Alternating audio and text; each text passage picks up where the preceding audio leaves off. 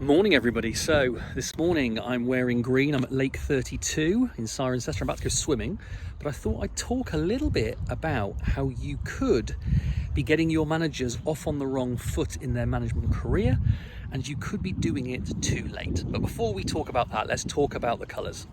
So we've got the three green behaviours: thinking, communicating and improving. Those are the things, if you have them in your diary in the right proportion, will take you, your people and your organisation upwards, because they are the essence of leading, and that's what leaders do. Then we've got the two amber behaviours: monitoring and directing, just two of those. And those are the things that stop things from going backwards. They manage risk, and they are the essence of managing. Then we've got red, doing, and brown, floating, one of those each. Now those are things, if you have them in your diary in the wrong proportion, could take you, your people and your organisation backwards, because they take time away from the green and the amber stuff. And then there's one other, which is blue. I can't show you because it's on my wrist that's holding the camera, but up in the sky. And blue is about living. That's about recharge. That's about looking after your physical, mental and spiritual well-being. So I read an article not too long ago, and I mentioned it in my post yesterday, but I thought I'd do a quick video about it now, which was that the average age of people becoming a manager, there was a survey of about 17,000 people done by Harvard Business Review, and the average age of people becoming a manager is 30 years old. But the very interesting thing is that the average age of people attending management courses for that same group was 42.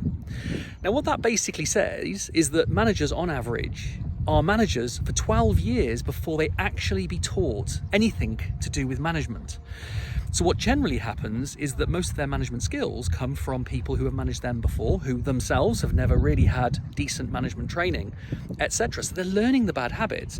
And we know that it's a factor. We know it's a factor because you will hear people don't leave bad jobs, they leave bad managers. If you speak to most people who are leaving their job, the biggest reason they will give is because of their manager, not because of the job. Yes, they might talk about pay or better conditions or whatever, but I know people who have stayed in jobs that have worse conditions and worse pay purely because they have a great manager, and the grass isn't always greener, it very rarely is. So here's the thing: why are we not spending money on developing our people for 12 years after they actually need the skills? So that's one thing, and it's one thing I'd like to have a little bit of a think about. The other thing I'd like to have a think about is, when you do invest in that kind of management training, is making sure that you're teaching them the right things.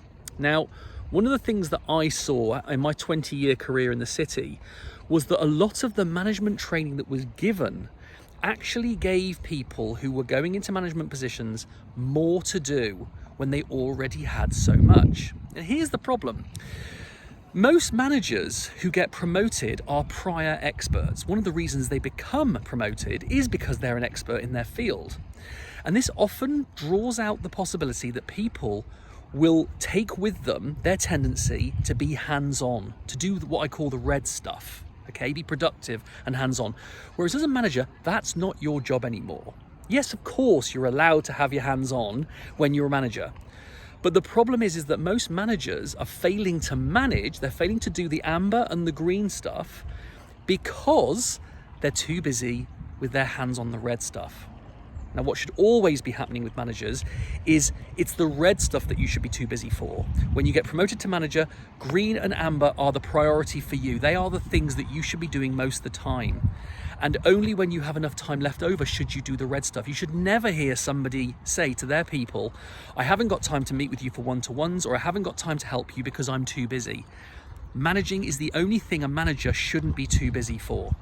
And this is the problem. A lot of the management training programs that are out there are teaching people how to do all this extra management stuff, admittedly the green and the amber stuff, but they're not showing them how to let go of the red stuff first and hopefully remove some of the brown stuff, the floating, because that's big. About a day a week on average, I find, is how much time people are spending doing stuff that adds no value whatsoever. So here's the thing.